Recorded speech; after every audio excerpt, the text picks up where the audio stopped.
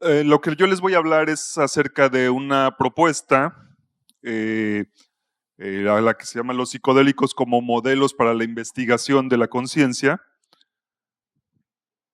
Y también esa manera de propuesta y de reflexión, la, lo que nosotros le llamamos realidad, habitualmente nuestro punto de referencia, es lo que percibimos a través de nuestros sentidos.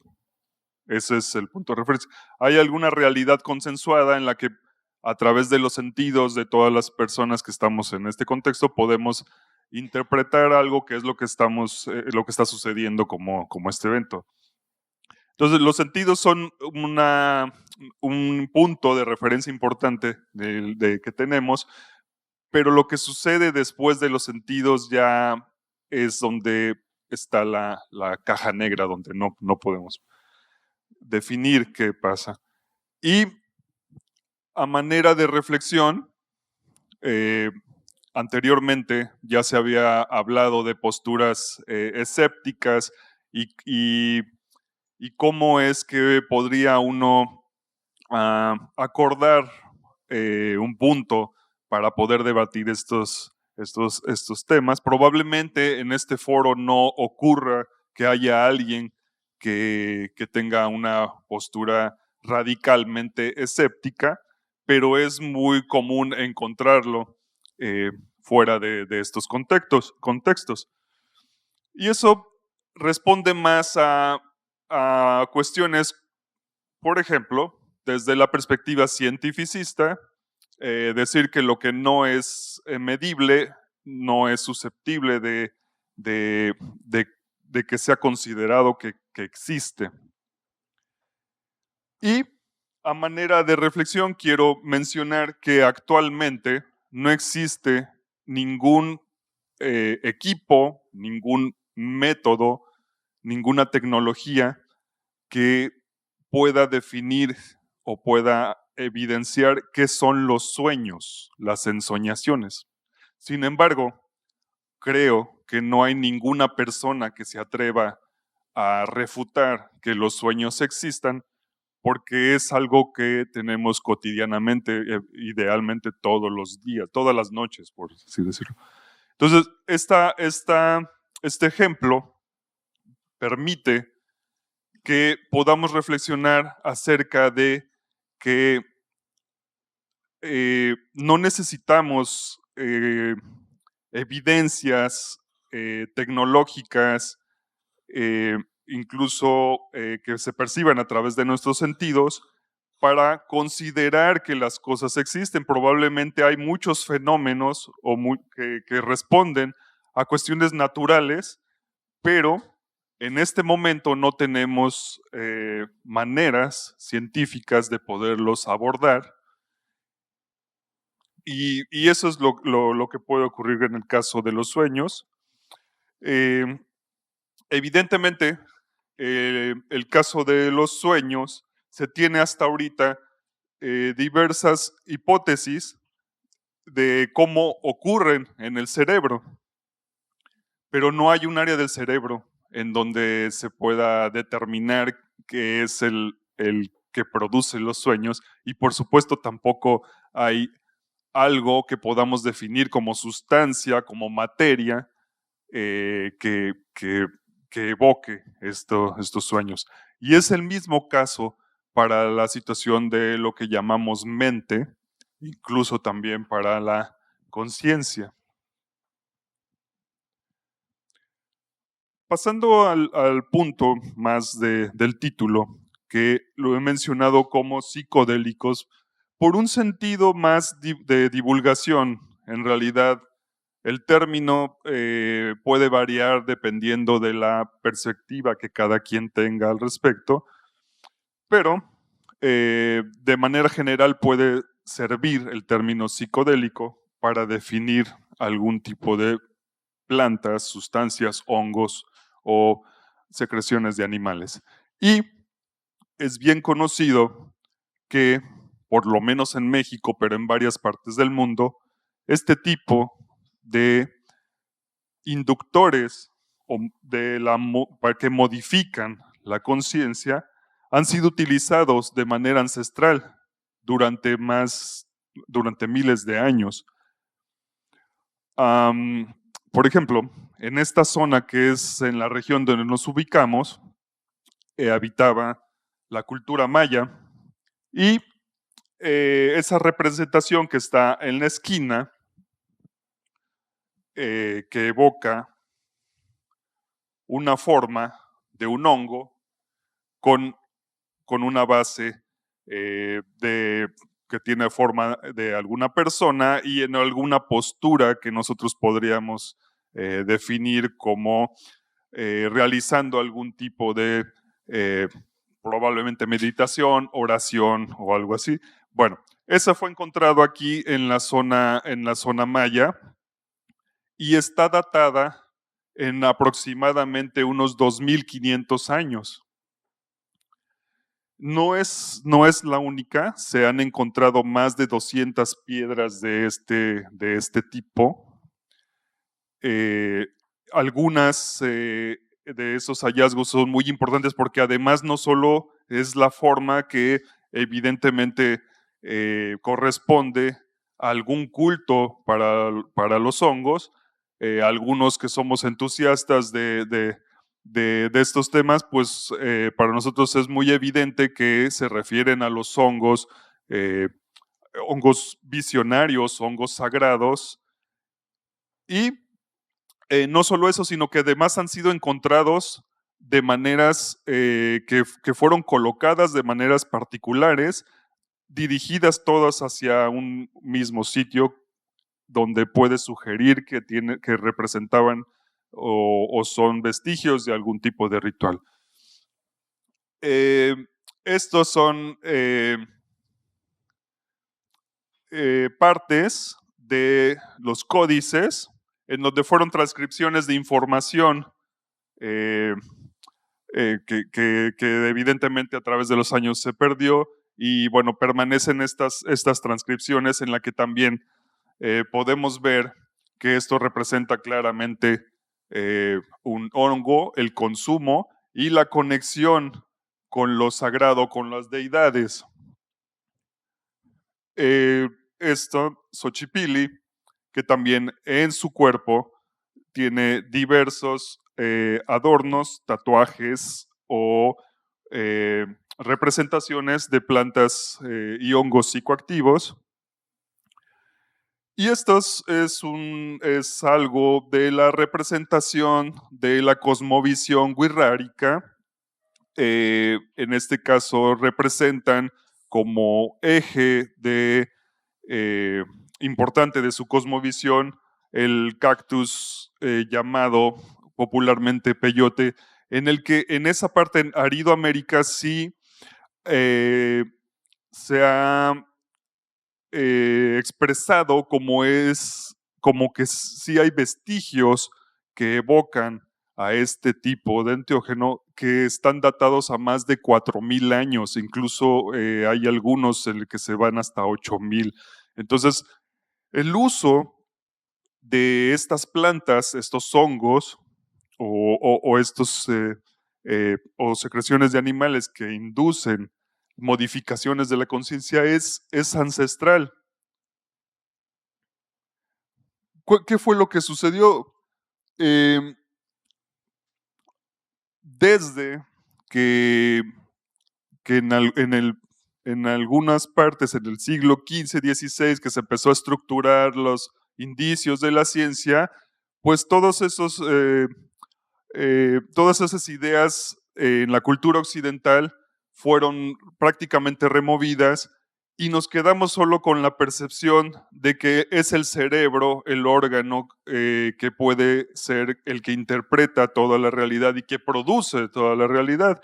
Entonces, represento aquí en el que nos enfocamos en que todo lo que percibimos, todo lo que hacemos, responde únicamente a las funciones del cerebro, quien es lo que controla el cuerpo. Pero nos quedamos desconectados de todo lo que sucede fuera de ese cerebro, nos quedamos desconectados de lo que las culturas originarias eh, manifestaban o tenían, expresaban esa conexión con lo sagrado, con los dioses, con la naturaleza, que al final de cuentas nosotros lo podemos dividir solo por conceptualizarlo, pero parece que es lo mismo. Entonces, eso que podemos expresar como lo sagrado pues, puede tener que ver también con lo llamado conciencia, y aquí se han definido varios términos de la conciencia, y el término psicodélico en sí mismo ya podría referirse a la conciencia, ya que proviene del griego mente, psique y manifestación. Entonces, en sí ya es un término la conciencia, es la manifestación de la mente. Aquí muestro algunos de los psicodélicos llamados clásicos, que esto se define en función de de algunas características farmacológicas, pero también son los más conocidos. De uso algunos ancestral, la mayoría, y algunos más contemporáneos. Si nos vamos al concepto de conciencia, en el sentido más amplio posible, yo quiero referirme a un estado mental de percibir la experiencia de la realidad en primera persona. Es decir, esto sería cómo es ser un sistema organismo.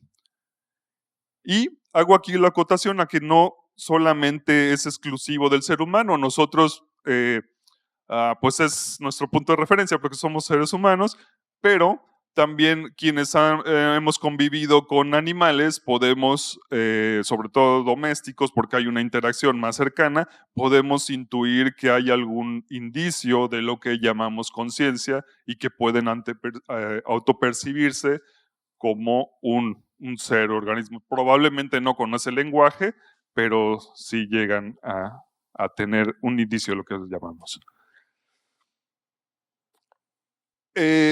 Todas estas sustancias, plantas y secreciones de animales, hongos, han pasado por un fuerte estigma debido en parte a la naturaleza de los usos que se hacían de manera ancestral, que era con la conexión con lo divino, lo cual por parte de las religiones católicas, cristianas y posteriormente de la ciencia, pues les parece que no son más que meras alucinaciones o ideas, creencias exóticas que no son susceptibles de ser consideradas.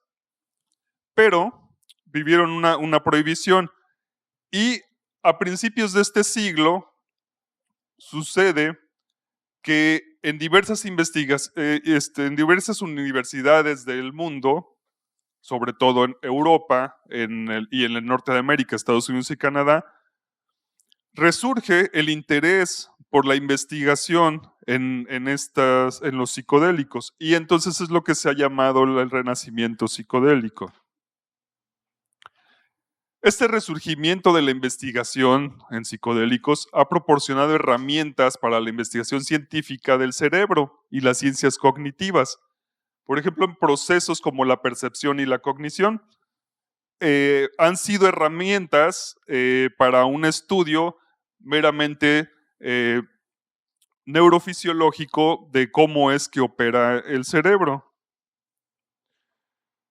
Y también se ha dirigido actualmente el estudio de los psicodélicos a atender más situaciones que son del área de la psicopatología. Entonces, por eso últimamente escuchamos que está en auge la investigación de los psicodélicos para atender depresión, ansiedad, estrés postraumático, algunas adicciones. Y eso pues está bien, realmente es una innovación porque con las tecnologías que se tienen actualmente se está elucidando y se llega a más profundidad y se ha podido registrar los cerebros de personas bajo los efectos de estas sustancias en contextos controlados, es decir, en laboratorios.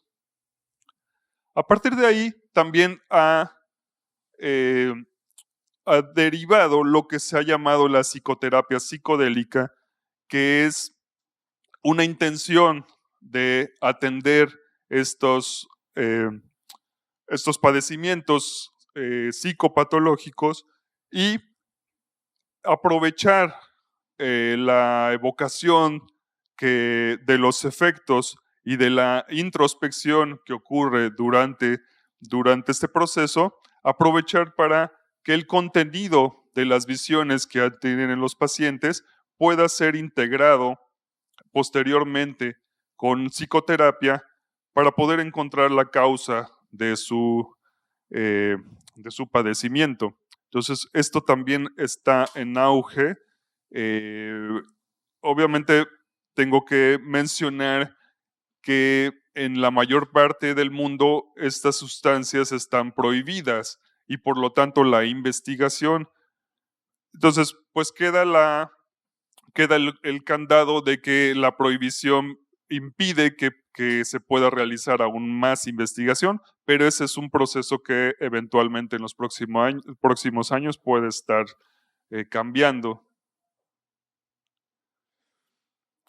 Entonces, lo que sabemos que hacen este tipo de sustancias, por definirlos de manera reduccionista, es que inducen estados alternativos de conciencia. ¿A qué le llamamos estados alternativos de conciencia? Habitualmente se asume que hay un estado único que es el en el que idealmente muchos podemos estar operando en la cotidianidad, que es ese estado que si utilizamos el término relacionado con las sustancias, pues sería el estado al que le llamamos de sobriedad. Y esto también retroalimenta el estigma porque muchas veces se considera que cualquier estado que no es el relacionado con la sobriedad y que además es inducido por algún agente exógeno como una sustancia, pues tiene que ver con em, como una alteración de la conciencia, y el término alteración puede ser visto como si fuera algo anómalo, algo malo, y que entonces lo que uno está percibiendo durante ese estado es producto de la intoxicación y no producto de un estado alternativo. Entonces la propuesta es de que si vemos las experiencias psicodélicas, las experiencias inducidas por este tipo de sustancias, hay una posibilidad de que podamos investigar de manera científica, multidisciplinaria, qué es lo que llamamos conciencia al poder modular los diversos estados y podemos estar buscando y haciendo experimentos al respecto. Por lo siguiente, los fenómenos ocurridos en los llamados estados alternativos de conciencia, inducidos por los psicodélicos, actualmente están poco especificados desde perspectivas científicas. Esto es más utilizado en anécdotas que describen la fenomenología, es decir, personas entusiastas en el consumo personal de estas sustancias, y entonces hay demasiadas descripciones de lo que sucede de manera fenomenológica, pero no estudios formales de estas experiencias de estados alternativos de conciencia. Y probablemente esto se deba a la naturaleza inusual de los efectos y la falta de investigación sistemática de tales efectos en entornos controlados. Les recuerdo, las investigaciones que se están realizando es más que todo se dirigen a al estudio y la atención de trastornos que atiende la psicopatología. Entonces, la investigación psicodélica ofrece una posibilidad de estandarizar muchas características, como por ejemplo las dosis y las circunstancias del entorno en las que se producen dichos estados alternativos de conciencia. Es una herramienta en la que podemos ir más allá de la psicopatología. Y también, más allá de los cambios medibles, que es lo que podemos ver con los instrumentos, ocurren otros durante las experiencias psicodélicas que podrían describirse como procesos aún más abstractos. Muchos de estos procesos podrían interpretarse en términos generales como que implican cambios en la autoconciencia o en la conciencia de aspectos del yo. Y el estudio científico de los psicodélicos y la conciencia en todos sus significados, ese sí es reciente. En la actualidad no hay muchos trabajos científicos específicos sobre los psicodélicos en relación con la investigación de la conciencia. Por lo tanto, se propone que puede ser una línea de investigación que debería explorarse próximamente en paralelo a los estudios con fines neurofarmacológicos y psicoterapéuticos. Por lo tanto, la propuesta aquí es de que podemos utilizar las propiedades conocidas de los psicodélicos como una herramienta más o un método más para poder estudiar y abordar los fenómenos de la conciencia, incluyendo muchos de los que se han mencionado anteriormente, como lo que se llaman fenómenos paranormales, sí, en el que han dado una relación de que a veces puede haber, están generados por una interacción de la mente sobre la materia. En este caso, los psicodélicos nos permiten también poder evaluar en contextos controlados si es que esto se llevara a cabo de manera de investigación, poder también encontrar indicios de la naturaleza de estos fenómenos que hasta ahorita son muy difíciles de captar porque responden solamente a ciertas particularidades en donde no, evidentemente a veces no hay cámaras y grabadoras, pero si nosotros pudiéramos encontrar la manera de inducirlos, serían una herramienta y métodos importantes para esto. Y muchas gracias.